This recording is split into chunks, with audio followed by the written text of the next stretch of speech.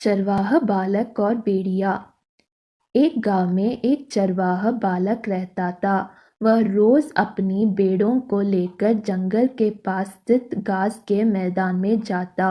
वहां वह पेड़ों को चरने के छोड़ देता और खुद एक पेड़ के नीचे बैठकर उन पर निगाह रखता। उसकी यही दिनचर्या थी। दिन भर पेड़ के नीचे बैठे बैठे उसका समय बड़ी मुश्किल से काटता था। उसे बोरियत महसूस होती थी। वह सोचता कि काश मेरे जीवन में भी कुछ मज़ा और रोमांचक आ जाए।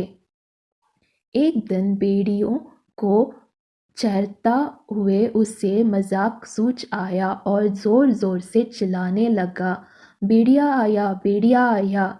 वहां से कुछ दूरी पर स्थित खेतों में कुछ किसान काम कर रहे थे।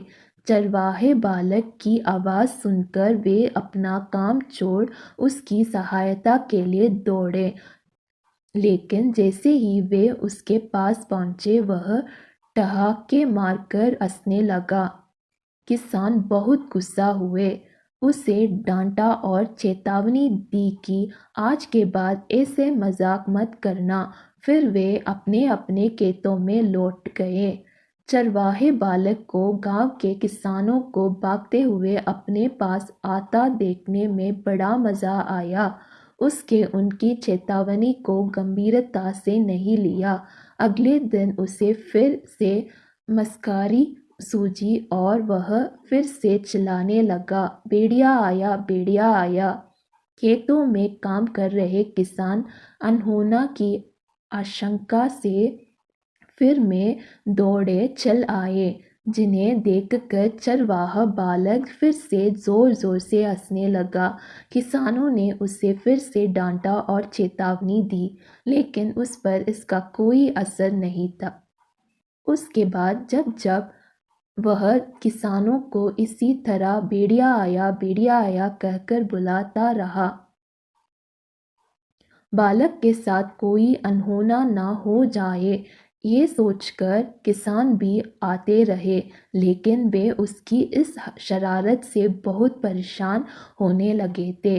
एक दिन चरवाहा बालक पेड़ के छाया में बैठकर बांसुरी बजा रहा था कि सच में एक भेड़िया वहां आ गया। वह सहायता के लिए चिल्लाने लगा, भेड़िया आया, भेड़िया आया।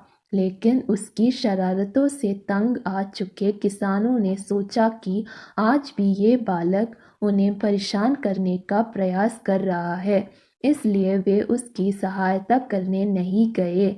भेड़िया उसकी कुछ भेड़ों को मारकर खा गया।